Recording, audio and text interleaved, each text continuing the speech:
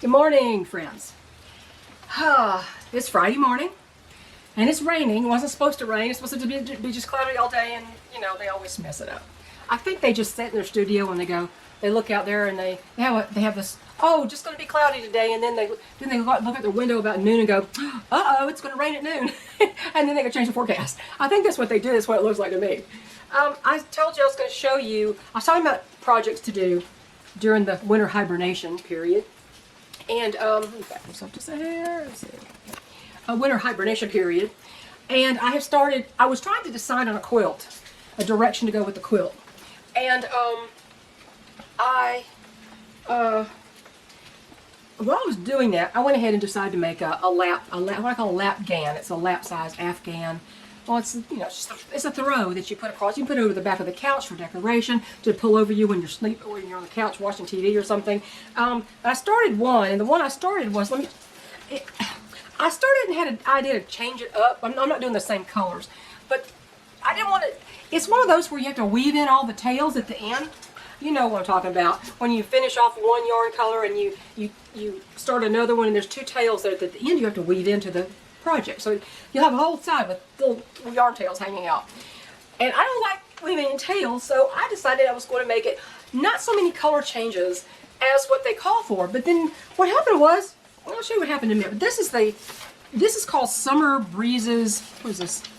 Summer Mist crochet throw. Well, I'm making it in more fall colors. See, this is kind of what it looks like here, like that. Okay. This is what it's supposed to look like. You see how many color changes are in there? How many? You go about 2 rows and you have to change a color, and that's a lot of tails to weave in. So I thought, well, I'll be a smarty and I'll do it in bigger sections. The problem with that is the pattern only really shows, the stitch pattern only really shows when you're changing the colors like they show. So this is what's going on with this one, okay? In progress. Okay. Let me just hold it right closer to the middle so it doesn't sag. Okay. This is what I did. Starting at the bottom there. And when I went to the green, I started on the green part, dark green. And I thought, I can't even tell what pattern that is. I can't tell what the stitch pattern is. So I finished that off, and I'm going to do shorter rows. So now you see during the green you have waves, but you can't see them. The other parts where it's not as many rows in one color, you can see what the wave is. Okay. So I decided to do that. I don't know how wide this is. I mean, it's like it's probably 50 inches or a little bit more, maybe. But that's what I'm doing right now. I don't know what color that's, how big that's supposed to turn out. I had to look at the pattern. Let me see. How big was that supposed to be in the end? 49 wide and 58 long. So the wide I got, the long is what I'm working on. So it's going to take a while. I just sit down there and do it while I'm watching TV. And it took me a while to figure out the quilt. I was going to do one thing, and I thought, no, I don't want to do that. I've done that already. I'll do something else. And I thought, well, I'll do something a little different as far as the block goes, one I've never actually done before. And I found one I think might look pretty good, and I'll show you what that is. I need to reach over here. Okay. It's a crow's foot variation. This is the block in their colors that they've got it. And this is how it looks when you put them all together. Now, I don't know if I'm going to do that. Do a lot of different blocks of that same thing. This block is, I think it's 18 inches, isn't it? I don't have it on here. I think it's an 18-inch block. It's a larger block. I was going to do a center medallion and go out from there. I may end up, if I enjoy making this block, I may just make them all pretty much the same, or have a couple of different color combinations and put all the blocks together. I don't know. That remains to be seen, but that's kind of the block that I'm going to be doing. I've never done a crow's foot block or crow's foot variation block. It's pretty simple. I mean, you got a lot of what we call half square triangles, and yeah, I think it'll be okay. I just got to figure what colors to do it in. One thing I wanted to mention to you, I saw somebody, and I should have mentioned this before. It's been a few days or a week or something. I saw a guy walking amongst the devastation in North Carolina along the river. And I couldn't even tell you the channel. I don't know. I just randomly stopped on it. And of course, hiking along there is very dangerous. You can step in something you think is solid ground and it won't be. But he's walking along this river. It looks like a river. I think the river changed its course with all the mudslides and the water rushing down the mountains and into the hollows. He's walking along. He goes, probably one of the, I don't know if I'm going to say dumb, but ignorant maybe. He doesn't know the fact. I mean, you'd think somebody who's decides to put his life on the line and walk through that mess would really know a little something, but he's walking and goes, I don't think this water is contaminated. And I said, what? You can't be serious. You don't think? You want to risk your life on, I don't think? He didn't test it. I may have done it since. I don't know. But he says, I don't think this water's contaminated. What did he base that on? I have no idea. I didn't watch the whole video. And I thought, maybe he doesn't understand how septic tanks work. Most of that area is on septic. All the mountains are on septic. They're not on sewer, they're on septic. Each house has its own septic tank or cistern or whatever. They have different septic tanks depending on when the thing was constructed. Different types of septic fields, all that kind of stuff. Well, let me tell you what happens when a septic tank is overloaded with water.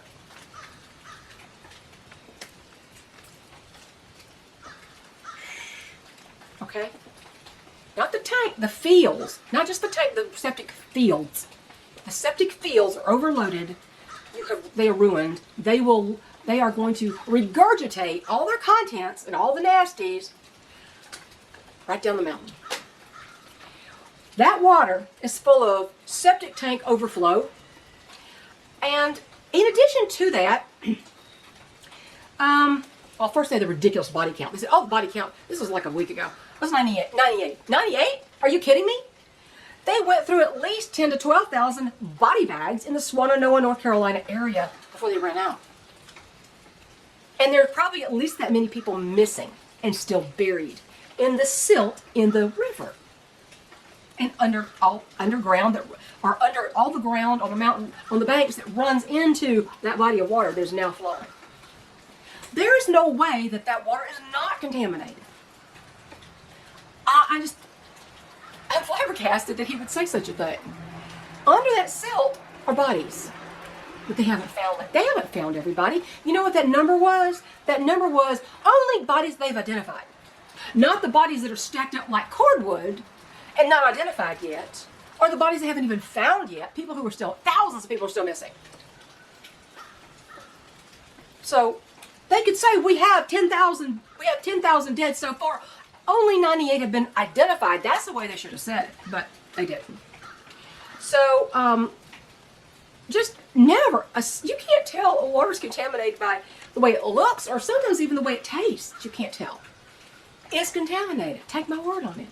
Get a life straw. Get a water filter if you're going to be in that area. Near me, there's a copper mine. It's not in service anymore. But the copper mine, the stuff leaching from the copper mines, which is 20 miles from me, Bliss, that entire city has frequently boil water orders.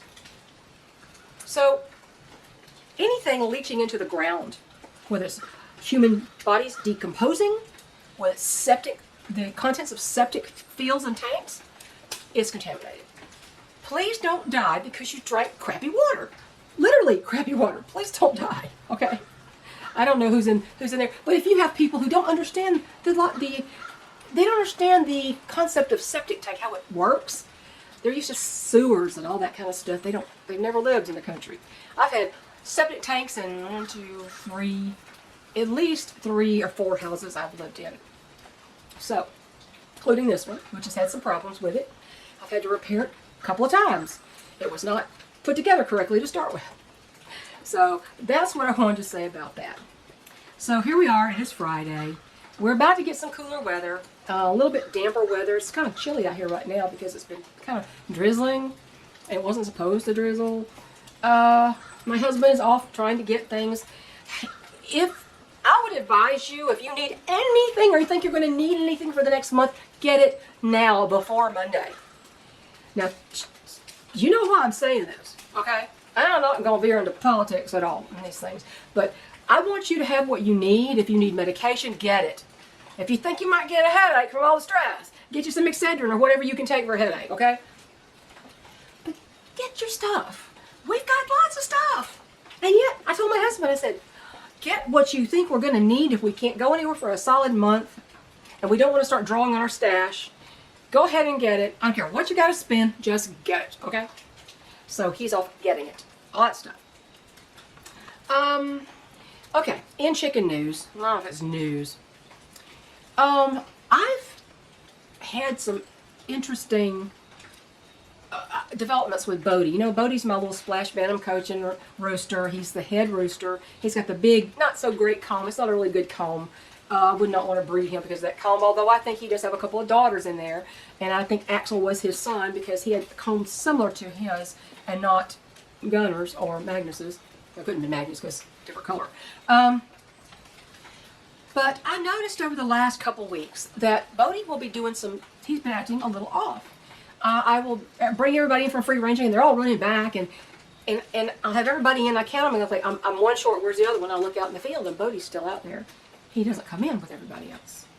And a lot of times when they're in the pen and they've decided not to leave it, I've let them have the gate open to free range and they haven't taken the bait. They haven't gone out there and they'll all be hanging around in the pen. Well, Bodie will go out by himself. Not safe at all. And the other day, I let my barred rock hens and mace out after I brought the main group in with Bodie and all the Easter eggers and little Bantam coachins. I brought them in. I counted them. First I counted 14 and then I went, wait a minute, who's missing? And then I went, oh, somebody must have moved around and I ended up counting 15, which is the number we have now in that group. And I locked the door and locked him in and I let Mace out, who was a Splash Bantam coach, and he's only over there with them because he got in trouble with the roosters in the main flock. Well, and I lost their rooster Hector, so I gave them a little guy for their watchdog. So I let them out, and I went back in the barn, just in the barn. I walked out the barn, and I turned to go to the house, and I looked back, and on that group of trees they all hang out at, Luna used to sit on those little branches in one of those little trees, I saw 2 Splash Bantam coaching roosters, and I went, oh no, who got out? Who got left out? Did the group get back out or what? And as I went down there, the one I saw was Mace, and on the ground sitting there, just sitting, like and cowling down, was Bodie. And I said, Bodie, are you okay? Normally, if I had somehow left Bodie out and another rooster from another group started it down there, he would meet him head on, challenge. What are you doing out here? My girls are out here, you know. But he didn't. He sat on the ground, and I thought, oh no, what's happened? And I tried to pick Bodie up, you know, and I tried to keep Mace from attacking him. And I'm trying to go get Bodie because Bodie is not like to be picked up. He's not like Magnus and Gunner, who are fine with me picking him up for a brief period. And even Magnus loves to be picked up. He asked for it, but not Bodie. Bodie's like, I got a job to do, and I don't do that when they're on range. Obviously, they have a job. You don't go baby your rooster when he's out there trying to look over his girls, right? So I'm trying to get Bodie, and I'm trying not to spook him. I was like, come here, Bodie. Come here. Come to Mama. Every baby talk I could think of to get him to come over there. And he'd get almost close, and he'd back off. And as he ran by me, I reached out and grabbed him. I don't even know what I grabbed because he was like he was like a swirling dervish. He was freaking out and screaming. And it's like, I let him go because I thought, have I got him by the leg or what have I got? He was just freaking out, very strangely.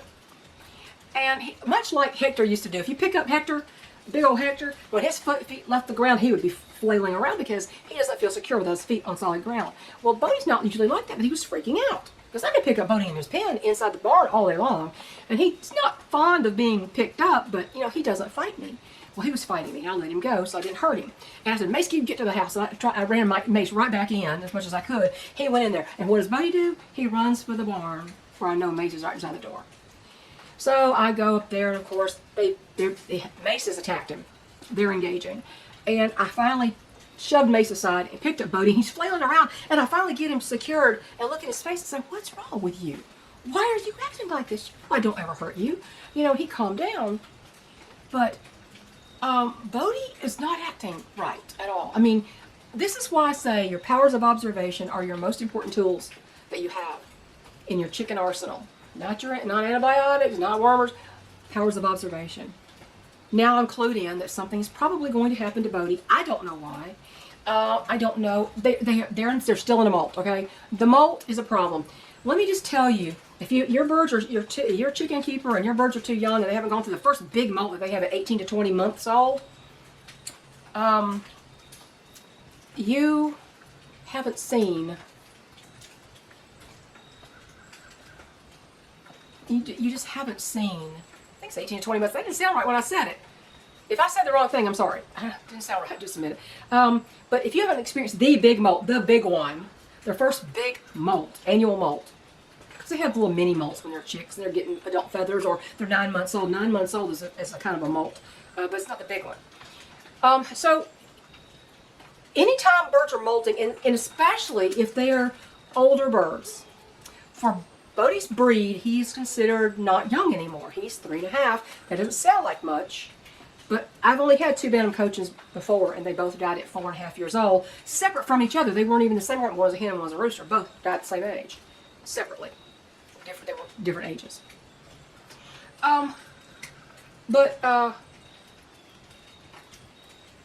He's older, okay, and they're in a hard molt, and he looks like he's lost weight. I mean, I'm looking at him under all the fluff and feathers, and he looks shrunken. He looks smaller, and I've looked him over.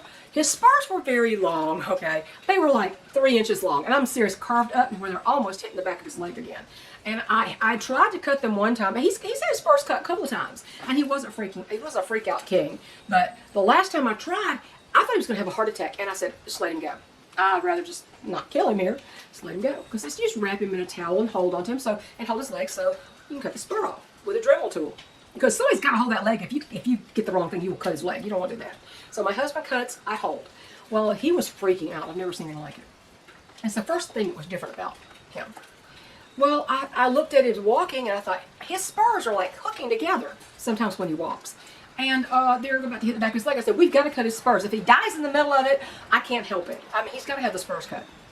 So my husband says, I'll hold him outside. So he sits out there, he holds him, wraps him in a towel.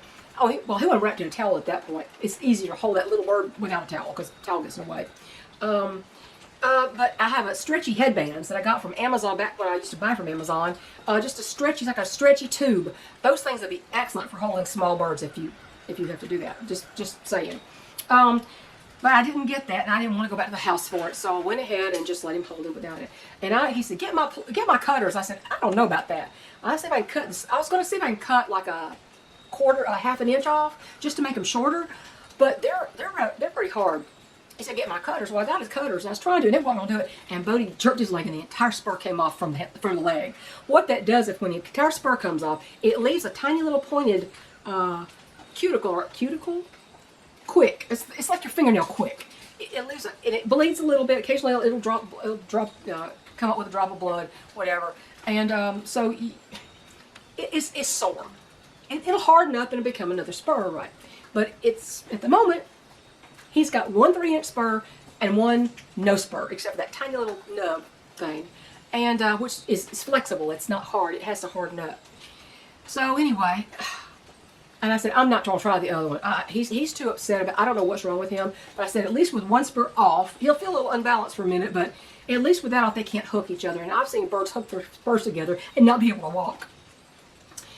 And that was actually a hen. That was the craziest thing I ever saw. But, because hens do get spurs sometimes, like especially when they're old. I call them old lady spurs. Like a lot of old ladies, when they lose their hormones, might get a mustache. A kind of mustache, not a men's mustache, but you know what I'm saying. Their facial hair becomes a little bit more coarse, and that's what I equate this old lady spurs with. This was like a 9-year-old blue rock hen who had spurs. Athena has spurs now. She's 9. She didn't have them all her life. Tiny the terrorist attack hen, however, she had spurs from the time she was an adult because she is a throwback to Sumatra genes, and all those hens have spurs. Sometimes I think they have double spurs, two on each leg, which is, I think that's what, if I'm thinking the right thing. It's been a long time since I thought about Sumatras. But anyway, so I don't know what's going on with Bodie. I don't know why. I don't know what happened with Axel. There is no symptom. There's no contagious respiratory, nothing of that. It's not that. And yet, see, I have to go by these birds. They don't have as long a lifespan as my others, especially the Bantam cochins that I've had, anyway, the hatchery ones anyway. It may be better, but my friend in Wisconsin has probably 50 Bantam cochin hens, okay? And her broody spells are a lot worse than mine. And she says a lot of them live to 4 years old, maybe 3.5 to 10. I think the oldest she said was like 10, but that was unusual. And she's got lots of Bantam cochins. So You know, I take her word for any of that. Of course, I've had the two that died at 4.5. So their lifespan is not that long. And these are, I've never had birds from this hatchery, ever. It's the first time I tried them. I'm not having any hatchery birds anymore. I'm sick of the problems I have with them. Juliet is still hanging on. She acted like she was pooping egg yolk, and she's still hanging on. Now, this is a time of year where they are molting. Therefore, I'm getting no eggs from my birds except for one. I think it was Iris. Little tiny golf ball egg. So I don't have any eggs from them this time of year. And I think, what was I going to say? Oh, who knows? I don't even know. I was trying to set up the, what I was going to say, and I just kind of got lost. What is it? They are molting right now. Okay. And normally between September and December, you don't get a lot of eggs. It's normal. Remember the year? Was it last year or the year before? Time flies. When everybody was freaking out over Tractor Supply feed, stopping their hens from laying, and I said, y'all have had birds for 2 to 3 years. You haven't even gone through a full cycle yet. They often lay through their first molt.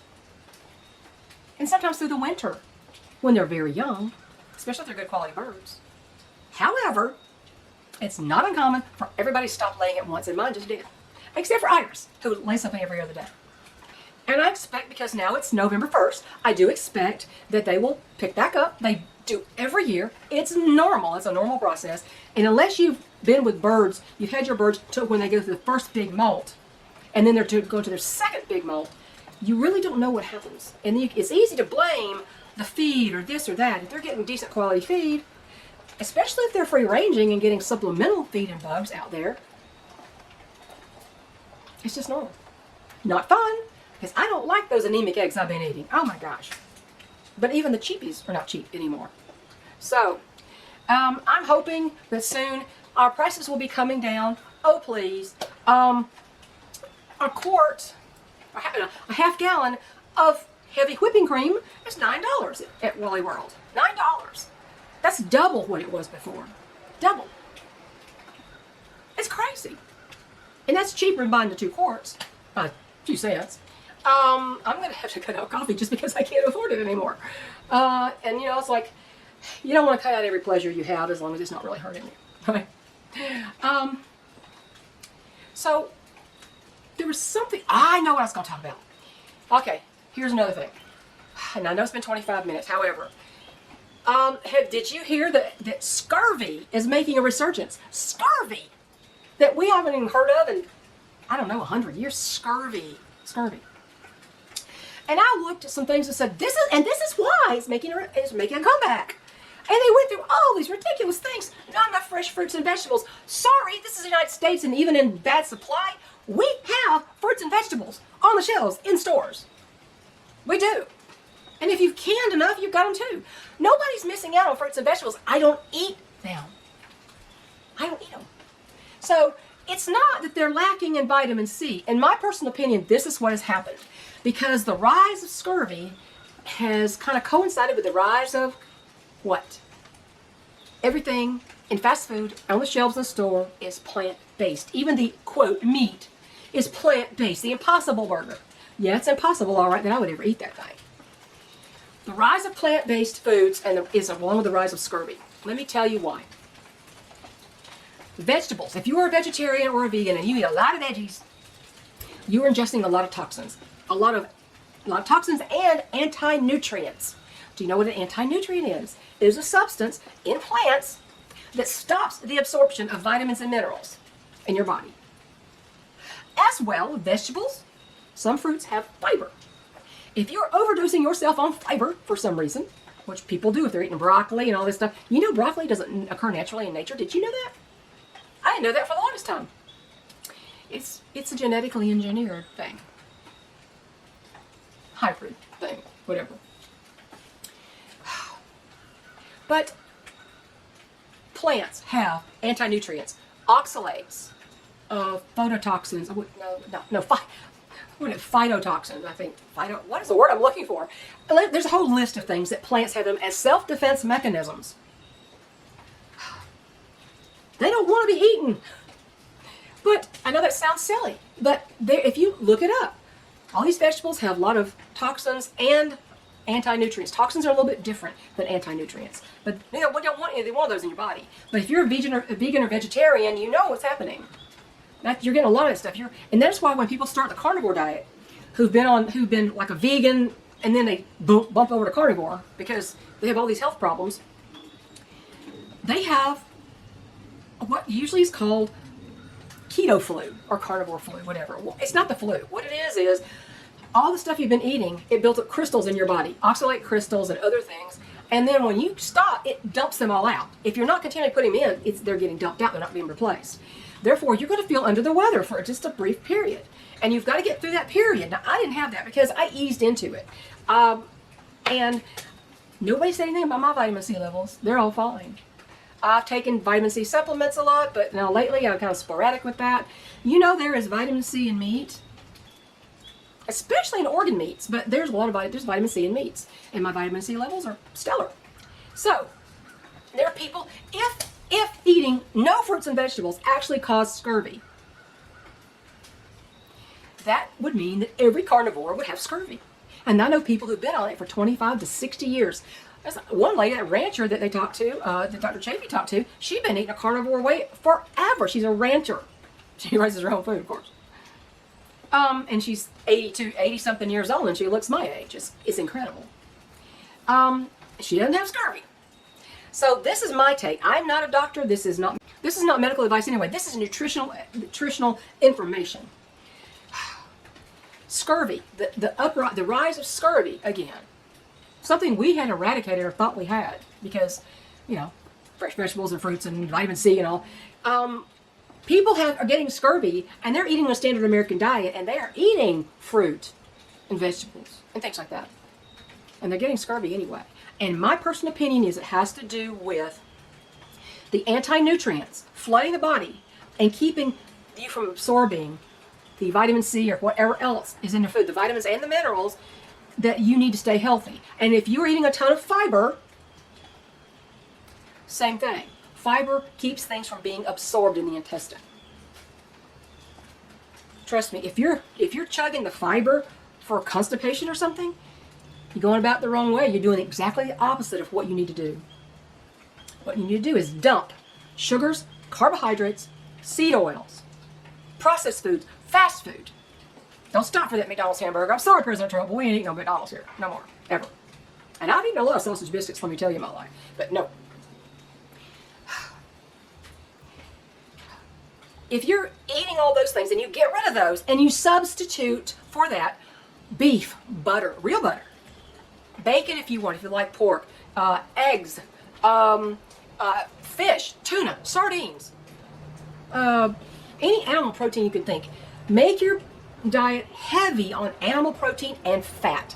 I cook with beef tallow and butter. I get a big old roll of Amish butter. It's the coolest thing. My husband says, look what I found. It's a big old 2-pound roll of Amish butter from non-RBSE cows or whatever, and it was salted. And he said, they only had the salted. I said, well, that's okay. It's kosher. It's a kosher product. I thought, well, salt's probably okay then. But it's, some salts have a lot of plastics in them and microplastics and all that stuff. Sea salt is not necessarily that great unless it's free of the microplastics. But anyway, the scurvy that we're seeing, I'm positive, is a product of what we're ingesting in this country. And Bobby Kennedy, please do something about that. I'm looking forward to having someone hold the big pharma and the food industry accountable. They've been putting out bad information for so long, it keeps you sick and it keeps you in the doctor's office. And the doctor parcels you out to specialists here and there, keeps the whole machine running, and I want to get out of the machine. I don't want to be a cog in somebody else's wheel. And I've pretty much done that. So that's my take on why scurvy's making a rare. We don't have any shortage of fresh fruit and vegetables in this country. People even inadvertently get vitamin C in some of their processed foods they eat. If you drink orange juice, you're getting vitamin C, okay? So it can't be that we don't have any fresh fruit. It can't be. Some people overeat on fresh fruit. But when somebody has been a carnivore for 50 years, 20 years, 5 years, and there's no problem with your vitamin C levels, and you don't catch colds every time something comes through, you got enough vitamin C in your body. Meat has vitamin C. Trust me, it does. that's what I want to say. So that thing about scurvy was kind of weird, okay? That's kind of freaked me out a little bit. And I thought, why is scurvy making it? I mean, because scurvy's not like, it's not contagious. Somebody can't bring it to you. It's something that happens nutritionally inside your body. And the only reason I can think of now is because the push for veganism and vegetarianism is harming our country. The smear campaign against red meat is harming our country. So anyway, that's my extra long video for today. See, we didn't even talk politics or nothing. But please get your stuff this weekend so you don't have to leave your house when craziness occurs outside, because you know it's coming. Like Patrick Swayze said in that The Next of Kin to the Mob Boss, he goes, "Oh, you ain't seen bad yet, but it's a coming." See y'all later. Bye.